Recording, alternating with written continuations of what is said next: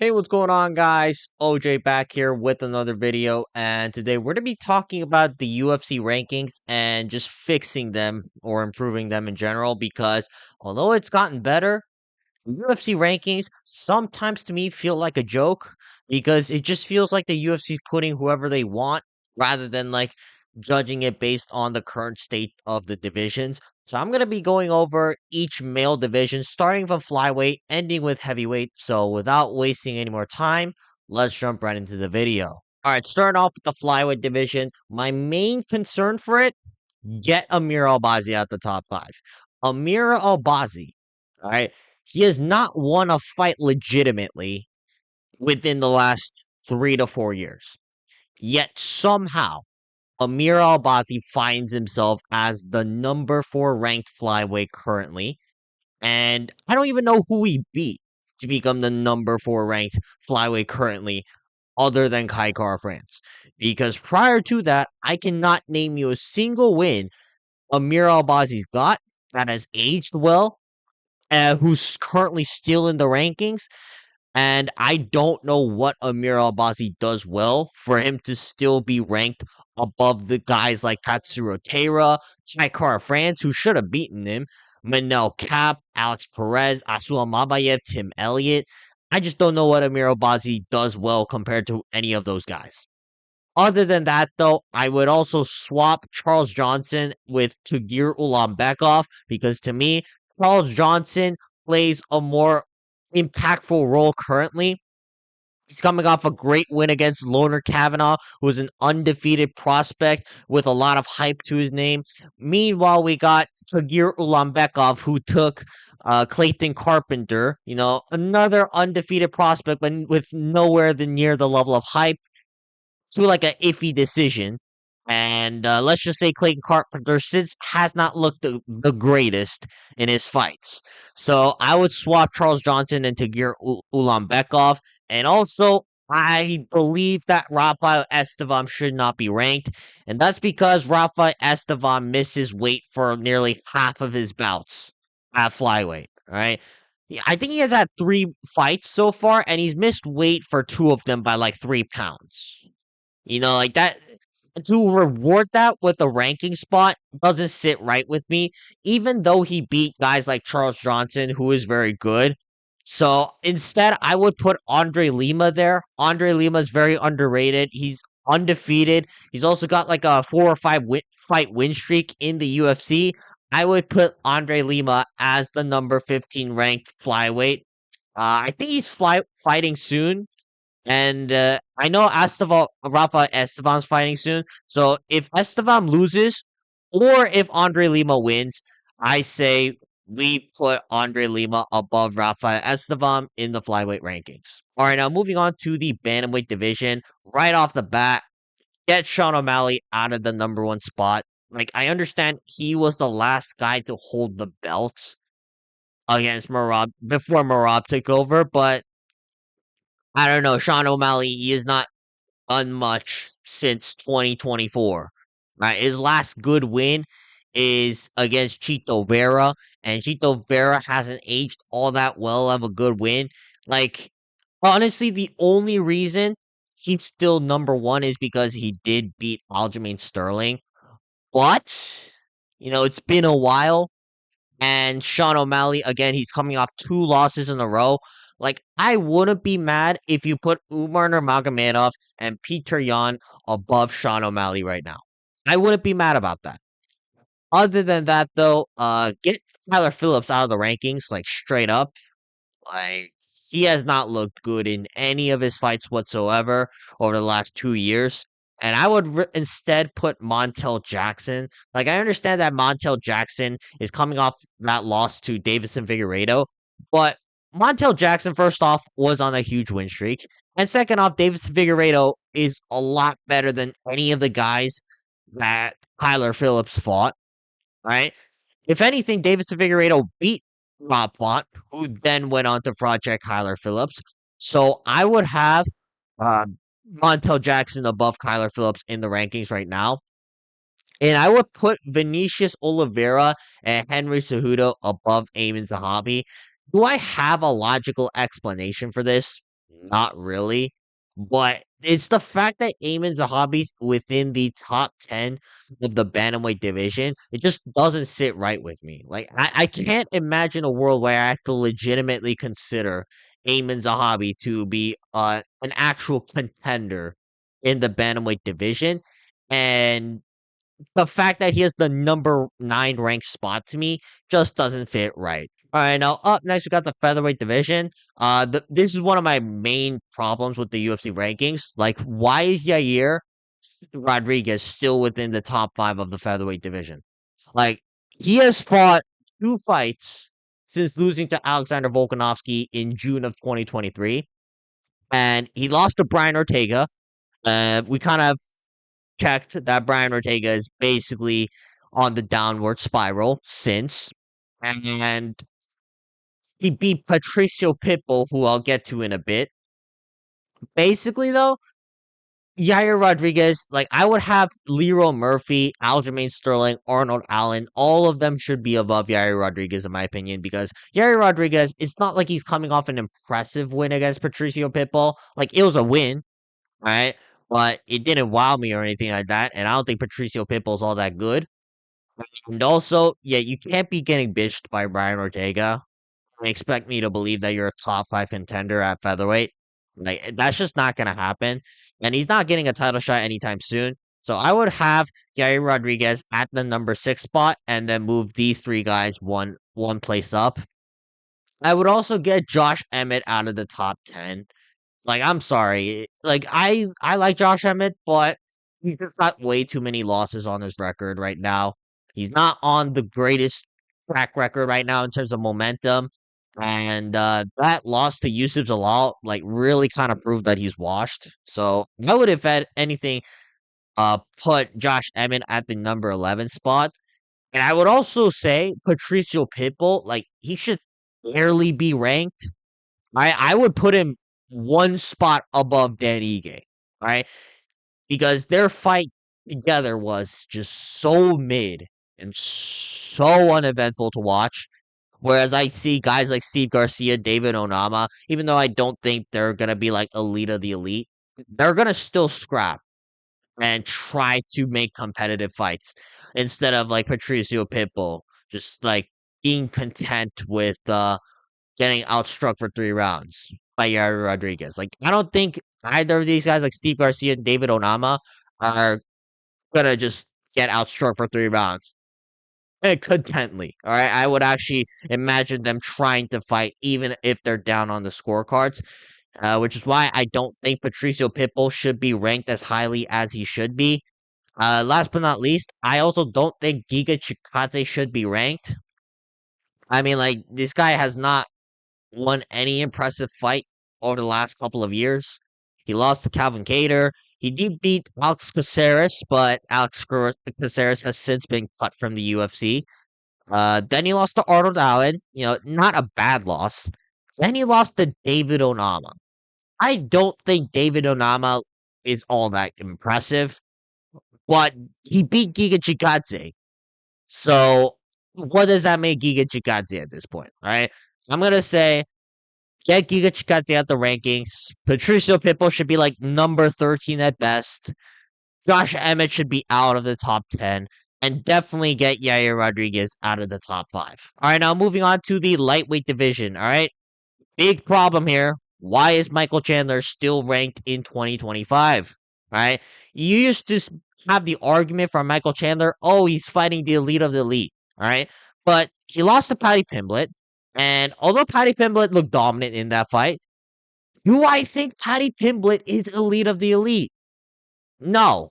No, no. I just don't think Paddy Pimblett's elite of the elite. I think Paddy Pimblett is like solid top 10 right now. If anything, I would have Paddy Pimblett below Dan Hooker and Mateusz Gamrot. Because I think Dan Hooker's put in a lot of work against like top ranked contenders. And Mateusz Gamrot, you know, he's had more impressive wins like against better competition than anybody Paddy Pimblett has fought. All right. Maybe Paddy Pimblett, he has the star power, and I get why the UFC want him high up in the rankings, but it just feels so inflated, especially because Michael Chandler wasn't even ranked as the number 6 contender when Paddy Pimblett beat him. Michael Chandler, I think, was like number 8 or 7.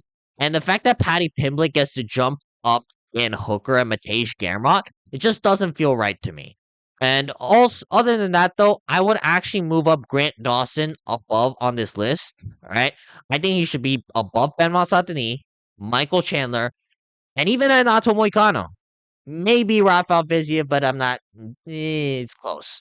But my point being, Grant Dawson, like I know he had that fluky loss to Bobby Green where he got sparked out in 30 seconds, but other than that, though, Grant Dawson's been looking really good. He's been dominating every opponent he's fought other than Bobby Green. And, he's on like a 3 or 4 fight win streak against decent level competition since. So I would actually have Grant Dawson above at least Renato Moicano, I think, right now. And I think Grant Dawson should be a little bit more respected by the UFC rankings. All right, now moving on to the welterweight division. I don't have too many problems with this. The only main problem I have though is Colby Covington still being ranked in the year of 2025. Like you watched his fight with Joaquin Buckley at the end of 2024, and then you sit to yourself going, "How was this guy ever a title challenger in the first place?" Like Colby Covington, quite frankly, washed. He's not gonna fight. He is a scrub. At this point, he's a full-time streamer. And Colby Covington, there's nothing he offers, even name value wise, because he's just been losing so many fights recently. And other than that, though, why is Kevin Holland still ranked? All right, like I get that Kevin Holland just fights a lot and he wins more than he loses, so the UFC likes him a lot. But at the same time, losing to Daniel Rodriguez should automatically tell you that you're not ranked caliber, right? Like if you're losing to Daniel Rodriguez, I'm sorry, like you just shouldn't be ranked. Like I don't think Daniel Rodriguez is all that impressive. Right? They had a fun scrap, don't get me wrong, and he's very tough and gritty. But the fact that you're losing to Daniel Rodriguez is just very concerning to me. And quite frankly, just because of that, I don't think Kevin Holland should be in the rankings at this point. So I don't want to see Kevin Holland in the rankings. Even if he beats Mike Malott this tomorrow, I still don't think Kevin Holland's good. So get him out the rankings. I don't know who you would replace him with, but I just don't want to see Kevin Holland in the rankings anytime soon in the welterweight division. All right, now moving on to middleweight. All right, I'm gonna be nitpicking some things. I would mostly just swap Sean Strickland and RDR because RDR is a lot more active right now. He means a lot more to the division as of right now. And Sean Strickland, like, yeah, he was the former champion, but he hasn't fought that much. He's serving a suspension right now. I don't know when he's gonna come back. It doesn't seem like anytime soon. So drop him down a little bit. Still like have him above Israel Adesanya because Sean Strickland did walk down Israel Adesanya and beat his ass. But Sean Strickland, in my opinion, because he hasn't fought all that often, and whenever he did fight, he kind of just had either iffy performances or just flat out lost.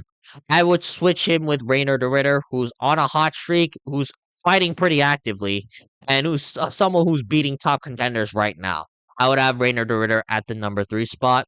I would also swap Brendan Allen with Michael Venom Page because Brendan Allen, his only win recently is against Marvin Vittori, who I'm going to get to in a second, but I don't think a win over Marvin Vittori should have you at the number 9 spot of the middleweight division in 2025, right? Like Robin DeLizzi looked like a world beater out there against Marvin Vittori. You're not that special in the middleweight division if you're whooping up Marvin Vittori. And as for Michael Venom Page, though, he did beat Jared Cannonier. And I think Jared Cannonier is a much more impressive win. So I would have Michael Venom Page as the number 9 ranked middleweight right now. And last but not least, I would swap Joe Pyfer and Marvin Vittori with each other's rankings because Joe Piper actually looks impressive to me whenever he fights. It's not just because like oh it's like a win loss thing. Oh, Joe Piper lost to Jack Hermanson and Marvin Vettori beat Jack Hermanson. Like Joe Piper actually looks like a capable middleweight who can make it far into the rankings. Whereas Marvin Vettori, I don't even think he should be in the rankings at this point. But because he's technically only losing to ranked opponents, I guess Marvin Vettori gets to be the number 15 ranked middleweight right now. But realistically, he's going to be out the rankings soon. And I think Joe Piper is someone who the UFC is going to pay attention to a lot because he's very talented. He's very young. He's got a lot of skills. So I think Joe Piper should swap ranking spots with Marvin Vettori right now. All right, now moving on to the light heavyweight division. Honestly, I got no complaints about this division. I used to have a big complaint about Alexander Rakic being within the top 5 of the light heavyweight division, despite not winning a fight in 4 years and just sidelined due to injuries. But Alexander Rakic, now that he's dropped a bit, and he's fighting someone who's actually pretty good in Asmat Mirzakhanov. So if Alexander Rakic can win that fight, all right, fair enough. Keep him at the number 7 spot because that's about where I see him as right now. But honestly, though, I have nothing to really complain about because first off, this division's very shallow. Second off, you don't really get that many contenders who can prove themselves. And also, everyone's kind of fought everybody at the top. So we kind of know where everyone kind of stands. So I don't have any complaints about the light heavyweight division right now in terms of rankings. And I honestly think the UFC actually did a very good job with the rankings of the light heavyweight division right now. Last but not least, we got the heavyweight division. Immediately, I'm gonna point out the fact that Cyril Gane's the number 1 contender. It just doesn't look right, especially because he shouldn't have won his last fight against Alexander Volkov. Second off, the fact that Ante Dalia is ranked number 9 is kind of weird. Like, I would move him above Sergey Spivak at the very least because Ante Dalia, he fought the number 7 ranked at the time, Marcin Tybura. He beat Marcin Tybura pretty soundly in the first round. You know, nobody really gets rid of Marcin Tybura like that unless you're like Tom Aspinall. So I would have actually put Ante Dalia as the number 7 ranked heavyweight right now. And it's just weird that guys like Sergey Spivak and Derek Lewis are above Dalia right now. But most importantly, though, why is Tai Tuivasa still in the rankings? He's 0-5 since 2023. He's had 5 fights, and he's lost all 5 either by finish or pretty decisive decision. And he should have been cut, first of all. But because the UFC's keeping him for some reason, I guess he's still ranked, but like I would name like nearly 20 fighters on the heavyweight roster that can beat Tai Tuivasa right now as more relevant to Tai Tuivasa right now. That honestly holds more name value than Tai Tuivasa right now because I think the UFC's whole argument is the fact that, oh, Tai Tuivasa is a star. But realistically, in 2025, nobody cares for Tai Tuivasa. Like, Tai Tuivasa, he's just going to be a fat blob. And the last thing UFC fans really want to see in there is a fat blob getting knocked out in the first round. Still having, like, what, 6K fight contracts? I just don't think that Tai Tuivasa belongs in the UFC, and I definitely don't think that Tai Tuivasa should be a ranked heavyweight in the year 2025. So get rid of Tai Tuivasa. Ante Dalia should be a top 7 heavyweight, and I know that Cyril Gane technically won the fight with Volkov, but I would still move Cyril Gane below Alexander Volkov just because I don't know, it just doesn't look right that Cyril Gane is the number 1 contender. Simple as that.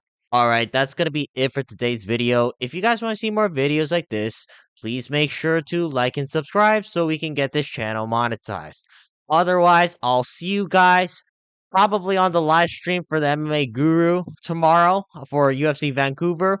And other than that, though, I'll see you guys later. Peace.